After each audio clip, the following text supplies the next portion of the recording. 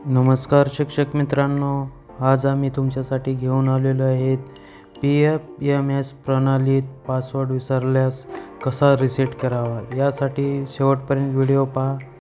सर्वप्रथम आपल्याला गुगलवर PFMS लॉग इन असे टाईप करायचे आहे आणि असे टाईप केल्यानंतर लॉग इन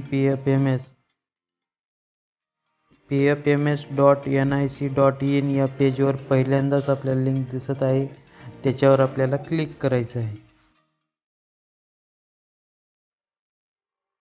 क्लिक केल्यानंतर आपल्यासमोर अशा प्रकारचं एक विंडोज येणार आहे आणि यामध्ये आपल्याला उजव्या बाजूला दिसत आहे लॉग इन आणि या लॉग इनमध्ये आपल्याला जर आपल्याकडे पासवर्ड असेल तर आपल्याला या ठिकाणी आपला यूजर नेम पासवर्ड टाकून लॉग इन करायचे। परंतु आजच्या व्हिडिओमध्ये आपण पाहणार आहे की आपला पासवर्ड विसरल्यावर डाव्या बाजूला आपल्याला या ठिकाणी फॉरगेट पासवर्ड हा दिसत आहे पर्याय, त्याच्यावर आपल्याला क्लिक करायचं आहे। क्लिक केल्यानंतर आपल्यासमोर अशा प्रकारची विंडोज ओपन होणार आहे आणि या ठिकाणी आपल्याला 4 स्टेपमध्ये काम करायचं आहे। सर्वप्रथम आपला लॉग इन ID जो आहे चेकर किंवा मेकर, जो पासवर्ड विसरलेला आहे त्याचा आपल्याला लॉग इन ID टाकायचा आहे। या ठिकाणी मी माझ्या शाळेचा UDIS टाकलेला आहे।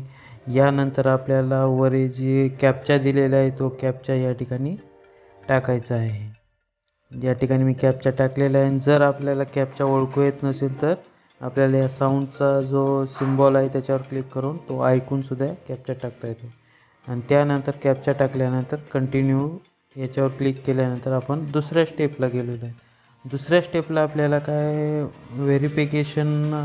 वर्ड व्हेरिफिकेशन जो आहे या ठिकाणी दिसत आहे तो आपल्याला या ठिकाणी टाकायचे आहे। पुन्हा एकदा कॅप्चा आपल्याला टाकायचा आहे।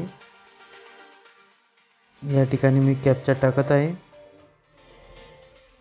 कॅप्चा टाकल्यानंतर आपल्याला खाली 3 प्रकारचे टॅब दिसत आहे, सेंड OTP बाय ईमेल किंवा सेंड OTP बाय SMS किंवा सेंड OTP बोथ SMS किंवा मेलवर दोन्हीवरही येणार। या ठिकाणी मी सेंड OTP SMS वर क्लिक केलेलं आहे आणि आपण तिसऱ्या स्टेपमध्ये गेलेलो आहे आणि या ठिकाणी आपल्याला पुन्हा आपल्या मोबाईलवर जो OTP प्राप्त झालेला आहे तो या ठिकाणी आपल्याला OTP टाकायचा आहे आणि हा OTP टाकण्याचा कालावधी जो आहे तो आपल्याला 5 मिनिटाचा आहे। 5 मिनिटाच्या आत आपल्याला OTP टाकून व्हेरीफाय OTP या बटनावर क्लिक करायचं आहे। या ठिकाणी मी OTP टाकलेला आहे आणि व्हेरीफाय OTP याच्यावर क्लिक केलेलं आहे। याच्यानंतर चौथी स्टेप जी आहे ती जो शेवटचा भाग जो आहे तो आपला आहे। या ठिकाणी आपला पासवर्ड रिसेट झालेला आहे। आता न्यू पासवर्ड टाकायचा आहे। या ठिकाणी तुम्हाला जो पासवर्ड ठेवायचा आहे तो पासवर्ड टाकायचा आहे।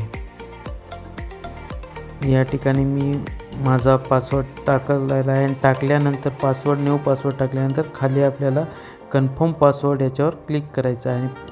या ठिकाणी मी जे पासवर्ड टाकलेला आहे तो यापूर्वी मागचे 3 पासवर्डामध्ये एक पासवर्ड आहे, त्याच्यामुळे मला पुन्हा परत पासवर्ड टाकावा लागेल आणि पासवर्ड टाकत असताना आपल्याला 6 अक्षरी पासवर्ड टाकायचा आहे आणि तो पासवर्ड टाकत असताना आपल्याला त्याच्यामध्ये अल्फाबेट, कॅपिटल, स्मॉल आणि न्यूमरिकल व स्पेशल कॅरेक्टर असा पासवर्ड आपल्याला टाकायचा आहे। या ठिकाणी मी पासवर्ड टाकलेला आहे, त्याच्यानंतर कन्फर्म करत आहे पासवर्ड आणि कन्फर्म केल्यानंतर आपल्याला सेव्ह करायचं आहे।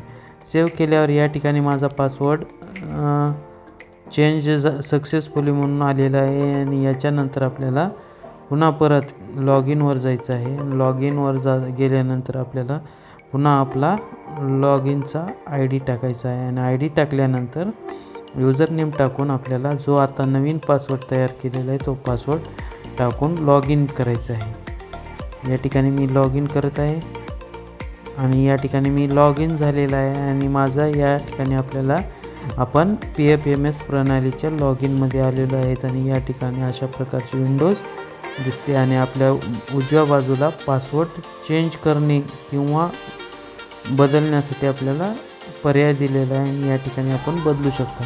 अशा प्रकारे PFMS प्रणालीमध्ये आपला पासवर्ड रिसेट करू शकतो.